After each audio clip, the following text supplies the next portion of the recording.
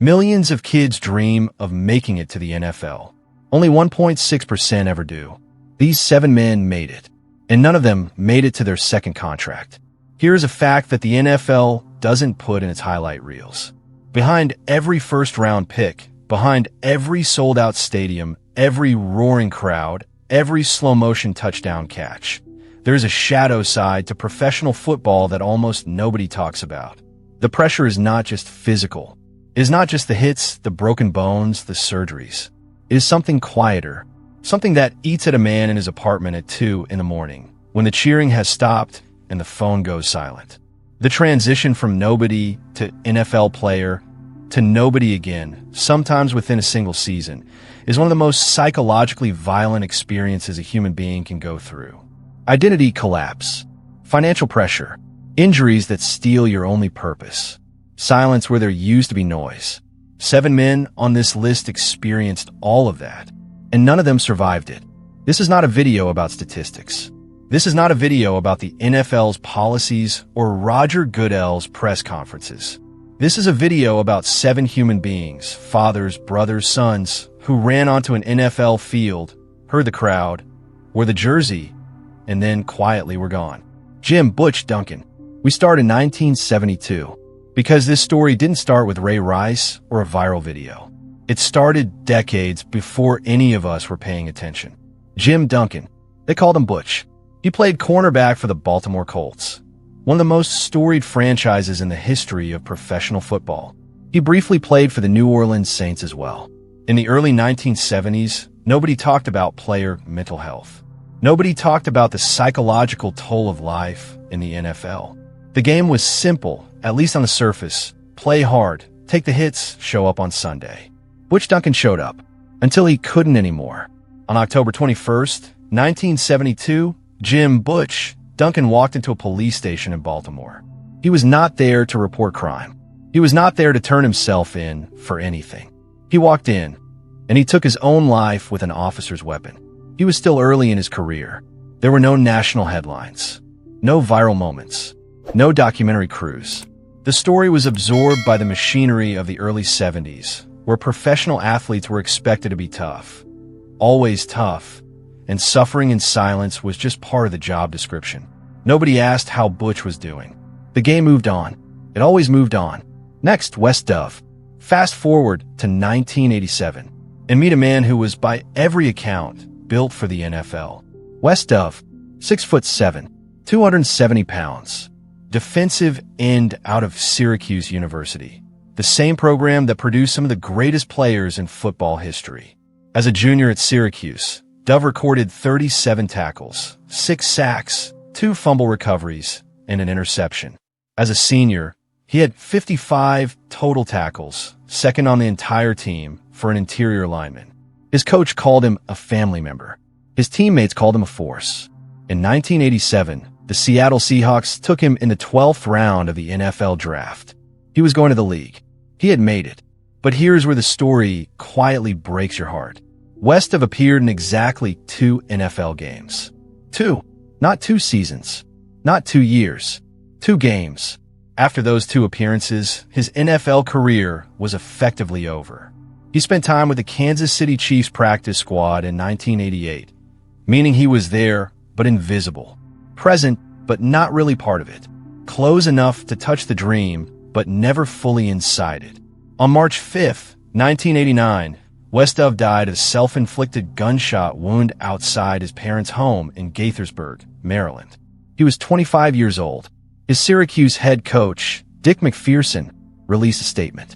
He said, and these words have stayed with people who knew Wes for decades, "We win as a family. We lose as a family." I cannot emphasize this enough.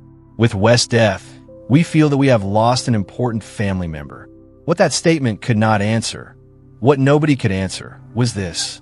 What happens to a man who trains his entire life for something, touches it for just 2 brief moments, and then watches it disappear? What happens inside a person when the identity they built everything around just ends? Wes Dove's story would not be the last time the NFL failed to provide an answer to that question. Next, Jeff Ulm. Jeff Ulm was a defensive tackle for the Houston Oilers.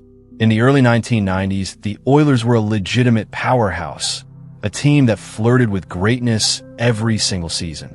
And Jeff Ulm was part of that. He was not a backup. He was not an afterthought. He was on the field. He was contributing. He had made it further than most. But on the night of December 14th, 1993, Jeff Ulm's world collapsed in a single moment. He was driving. His close friend, Sean Lynch, was in the passenger seat. The car crashed. Sean Lynch was killed in that accident. And Jeff Ulm, sitting behind the wheel in the wreckage, did not survive what happened next. Not because of the crash, but because of what the crash did to him. According to reports, Ulm fired shots into the air, and then he took his own life. Right there, on the side of the road, after losing his closest friend. He was 25 years old. Grief and guilt are two of the most dangerous cocktails a human mind can process. In an instant, Jeff Ulm went from NFL player to the man who was driving when his friend died. That is not a label anyone survives easily. That is not something football prepares you for. And that is not something the NFL, in 1993, had any infrastructure to address. Jeff Ulm had a career, a platform, and a future. He also had a tragedy that arrived without warning on a December night, and nobody was there to catch him when it did. Next, Kenny McKinley. Now we enter an era you might remember. Kenny McKinley was selected by the Denver Broncos in the 5th round of the 2009 NFL Draft. He was a wide receiver, quick, sure-handed, with the kind of route-running instincts that scouts noticed immediately. He had played his college ball at South Carolina, not a powerhouse program, but McKinley had stood out anyway. In Denver, he found his footing. He contributed on special teams in his rookie year. He was building something. He was on track. Then his knee gave out. He was placed on injured reserve, that quiet, clinical phrase that ends more careers than any tackle or collision ever could. Injured reserve. It sounds medical, procedural, but what it means in the life of a young player trying to establish himself is stop, sit down, watch. For an athlete whose entire identity, since childhood, has been built around the ability to perform, to move, to compete, to be seen, being forced to the sideline is its own kind of devastation. Kenny McKinley spent months watching his teammates from the sideline, months in the training room, months wondering if the knee would come back the way it needed to. On September 20th, 2010, just over a year after he was drafted, Kenny McKinley was found dead in his home. He had taken his own life. He was 23 years old. In the aftermath, teammates and coaches expressed shock. They said he had seemed fine, that he had been around the facility, that nobody saw it coming. And therein lies one of the most painful realities of this entire video. Nobody ever sees it coming. That is not a failure of the people who loved him. It is a failure of a system that teaches athletes to hide everything, to push through, to never let them see you struggle, to be tough. Kenny McKinley was tough. He was too tough to ask for help, and the NFL lost him because of it. Next, O.J. Murdoch. Orenthal James Murdoch. He went by O.J., wide receiver for the Tennessee Titans, 25 years old, and by the summer of 2012, he should have been arriving at training camp. Instead, the Titans were waiting. He never showed up. O.J. Murdoch had been recovering from a torn Achilles tendon, one of the most brutal injuries an athlete can suffer, not just because of the pain, but because of what it takes away. Speed, explosiveness, the split-second edge that separates an NFL roster player from someone who gets cut. His body was healing, but something else was not. His body was found in a car in the parking lot of Middleton High School in Tampa, the school he had graduated from, the school where just a few years earlier he had been the kid with the scholarship, the kid who was going somewhere. He had returned to that parking lot and taken his own life with a self-inflicted gunshot wound. He was 25 years old. There is something almost unbearable about the detail of where he was found. The parking lot of his high school, the place where the dream began, where coaches and teammates and students had watched him run and believed in him, where someone had first told him, you could make it. He made it. And then an injury stripped the timeline, and the silence closed in, and he went back to the beginning. O.J. Murdoch's death was barely covered by national media. He was not a star. He did not have a huge following. He was a young man on a roster, trying to earn a spot, fighting through an injury that most people never hear about. But he was a human being, and he deserved better than the silence he was left with. Next, Adrien Robinson Jr. Adrien Robinson Jr. grew up in Harrisburg, Pennsylvania, and from the beginning, he was exceptional. At Temple University, he recorded 156 tackles and 22.5 sacks over 50 games. He was named the Mid-American Conference Defensive Player of the Year as a sophomore, a rare honor for an underclassman. He was considered a legitimate NFL prospect. In 2012, he appeared in 12 games for the Pittsburgh Steelers. In 2013, he played for the Denver Broncos and the San Diego Chargers. He also spent time with the Philadelphia Eagles, Washington Redskins, and Tampa Bay Buccaneers. On paper, it looks like a career. 6 NFL organizations. Multiple appearances. But here is what the statistics don't tell you. Every single one of those stops came with an asterisk. Brief appearances. Short stints. Bouncing from roster to roster. The existence of a man who is good enough to keep getting called, but never quite secure enough to stop worrying about the next cut. That is a specific kind of psychological torture. Not quite in, never quite out. Always one more tryout away from the life he was working toward. On May 16th, 2015, Adrien Robinson Jr. was found dead in his Philadelphia apartment. He was 25 years old. The medical examiner confirmed the manner of death was suicide by hanging. His family released a statement shortly after. His family lawyers said, "He went from being one of the nicest guys you'd ever want to talk to having a darker edge at times."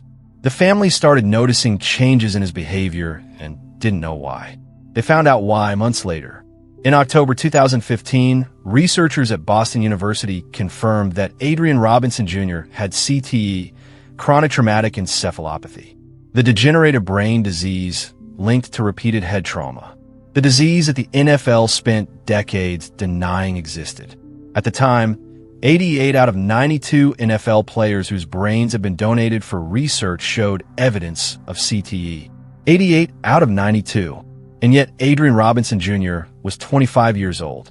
He had played only a few brief seasons. His brain was already being destroyed from the inside, not just by the hits on the field, but by the weight of a career that kept almost happening and never quite did. His family pledged their support to the CTE Research Center at Boston University. They said, simply, "We strongly encourage friends and family members of those who have suffered serious head injury to intervene if they notice behavioral changes." It was too late for Adrien. They wanted to make sure it wasn't too late for the next one. Next, Marshon Neland. And then there is the one that happened just months ago. The one that, for many people watching this video right now, still doesn't feel real. Marshon Neland, Dallas Cowboys defensive end, 24 years old, second-year player, selected in the second round of the 2024 NFL Draft. Not a late-round flyer, not an undrafted free agent, but a legitimate investment. A player the Cowboys believed in enough to spend real draft capital on. In his rookie season, he played in 11 games. In 2025, he was expanding his role, working toward a breakout. In Week 1 of the 2025 season, he recorded his first career sack. And then, just days before his death, on a Monday night, Marshon Neland scored a touchdown, recovering a blocked punt in the end zone against the Arizona Cardinals. Let that image sit for a moment. Days before his death, he scored a touchdown. He celebrated. His teammates mobbed him. The crowd roared. On a Thursday in November 2025, Marshon Neland was found dead following a police chase in Texas. He was 24 years old. The NFL Players Association released a statement. His impact on those around him was immeasurable, they said, and his loss is felt profoundly across our community. Teammates, coaches, and fans across the country expressed grief and shock because he was still there. He was still in it. He was not a player whose career had ended. He was not recovering from an injury on the sideline. He was on the field just days before. And that is what makes Marshon Neland's story so uniquely devastating and so important. Because the idea that a player has to be failing, has to be cut, has to be visibly broken before we ask how they're doing, that idea costs lives. Marshon Neland was succeeding by every external measure. And the internal world is not always visible from the outside. It almost never is. 7 men. Different eras. different positions, different teams, different circumstances, but thread them together, and a pattern emerges that the NFL has been slow to confront. A Harvard University study published in the Journal of Neurotrauma found that NFL players faced a significantly increased risk of suicide compared to their basketball and baseball counterparts, likely due to a combination of factors, including the psychological impact of high-profile death, creating what researchers call copycat effects, increased fear around CTE, and high rates of medical conditions whose symptoms can mimic CTE itself. Since the year 2000, according to tracking databases maintained by USA Today, 134 NFL players have been arrested for domestic violence, and the mental health data paints an equally sobering picture. Before we close, let's say their names again. Not as statistics, not as data points in a mental health study, not as cautionary tales, as people. Jim Butch Duncan, cornerback, Baltimore Colts, gone in 1972. He walked into a police station in October and never walked out. He deserved better than the silence the era gave him. Wes Dove, defensive end, Seattle Seahawks, gone at 25 in March of 1989. 6'7", 270 pounds, 2 NFL games. Outside his parents' home, he had been to Syracuse. He had been drafted. He had been so close. He deserved better. Jeff Ulm, defensive tackle, Houston Oilers, gone at 25 December 1993. He watched his best friend die and could not survive the weight of that moment. He deserved more than a roadside. He deserved someone to stay with him in that darkness. Kenny McKinley, wide receiver, Denver Broncos, gone at 23 September 2010. A fifth-round pick with soft hands and a bright future, taken down by a knee injury and a silence that swallowed him whole. He deserved a phone call. He deserved someone who knocked on that door. O.J. Murdoch, wide receiver, Tennessee Titans, gone at 25 in a parking lot in Tampa at the high school where it all started. He was supposed to be at training camp. He deserved to make the team and know what that felt like fully, without the shadow of an injury hanging over everything. Adrien Robinson Jr., defensive lineman, Pittsburgh Steelers, gone at 25, May 2015. CTE at 25. 6 teams. A daughter named Avery Marie. He deserved a brain that wasn't being slowly destroyed by the game he gave everything to. He deserved more time with his little girl. Marshon Neland, defensive end, Dallas Cowboys, gone at 24, November 2025. He scored a touchdown days before he died. He deserved to score 1,000 more. He deserved decades. Here is the question I want to leave you with. Do you think the NFL actually cares about its players once they stop being useful? Drop your answer below. And if a name belongs on this list that we didn't cover, say their name. They deserve to be heard.